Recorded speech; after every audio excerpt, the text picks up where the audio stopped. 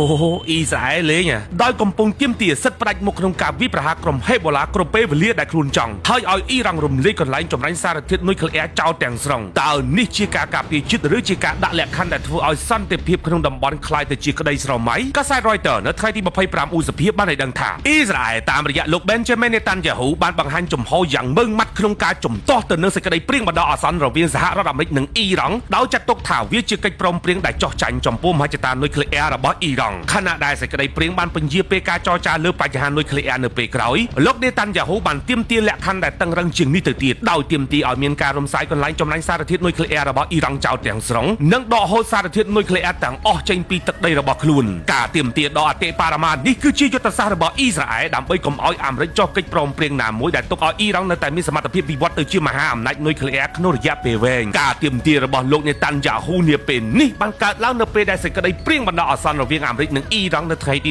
23ឧសភាកំពុងព្យាយាមការចរចាដើម្បីចុះហត្ថលេខាបណ្ដោះអាសន្នមួយដែលមានរយៈពេល60ថ្ងៃដែលរួមមានការពន្យាពេលបទជប់បាញ់ការបើកច្រកសមុទ្រអូម៉ូសឡើងវិញនិងអនុញ្ញាតឲ្យអ៊ីរ៉ង់លក់ប្រេងបានខ្លះដោយបន្ធូរបន្ថយទណ្ឌកម្មដោយនៅក្នុងកិច្ចព្រមព្រៀងនេះមិនមានការចរចារឿងនុយក្លេអ៊ែរទេព្រោះអ៊ីរ៉ង់មិនព្រមឲ្យភាគីទាំងពីរទុកចោលវាសិនក្រៅពីបញ្ហានុយក្លេអ៊ែរអ៊ីស្រាអែលក៏កំពុងប្រឆាំងដាច់ខាតទៅនឹងចំណុចក្នុងសេចក្តីព្រៀងដែលកំណត់សិទ្ធិរបស់ខ្លួនក្នុងការវាយប្រហារក្រុមហេបូឡាយោងតាមសេចក្តីព្រៀងអ៊ីស្រាអែលអាចនឹងវាយប្រហារបានលុះត្រាតែក្រុមហេបូឡាជាអ្នកផ្ដើមការវាយប្រហារមុនប៉ុណ្ណោះប៉ុន្តែអ៊ីស្រាអែលចាត់ទុកចំណុចនេះជាការចងដៃខ្លួនឯងដែលនឹងធ្វើឲ្យខ្លួនបាត់បង់សិទ្ធិការពារជាតិក្នុងទម្រង់ការវាយប្រហារទុកជាមុនដែលធ្វើឲ្យអ្នកវិភាគសេដ្ឋកិច្ចនិងនយោបាយបកស្រាយថាអ៊ីស្រាអែលទទូចចង់ឲ្យមានសេរីភាពពេញលេញក្នុងការបើកប្រតិបត្តិការយោធាគ្រប់ពេលវេលាដែលខ្លួនមើលឃើញថាមានការគំរាមកំហែងពីក្រុមហេបូឡាជាពិសេសនៅតំបន់ព្រំដែនភាគខាងត្បូងលីបង់ដែលកងទ័ពអ៊ីស្រាអែលបានកាន់កាប់តំបន់មួយចំនួនរួចមកហើយដែលនេះសំដៅថាការវាយប្រហារពេលណាក៏បានឲ្យតែអ៊ីស្រាអែលចង់នោះផ្ទុយទៅវិញចំហដ៏តឹងរ៉ឹងរបស់អ៊ីស្រាអែលបានធ្វើឲ្យកិច្ចព្រមព្រៀងដែលគួរតែជិតឈានដល់ដំណោះស្រាយត្រូវចប់គាំងឡើងវិញតាមរយៈការតម្រឹមគោលចំហ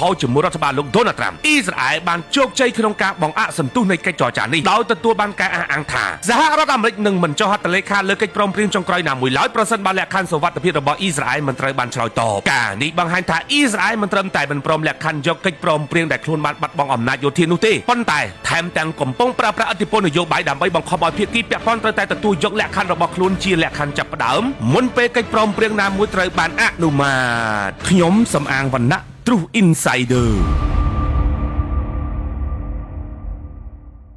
រីករាយ Mid-year Big Promotion ពីបូរី Mekongland ការផ្ដល់ជូនដ៏អស្ចារ្យមិនធ្លាប់មានពីមុនមកទិញវីឡាភ្លុឥឡូវនេះលោកអ្នកនឹងទទួលបានរថយន្តអគ្គិសនីចេតួ T1 PHEV ភ្លាមសម្រាប់ព័ត៌មានលម្អិតបន្ថែមសូមទំនាក់ទំនងមកកាន់លេខទូរស័ព្ទ061 955 999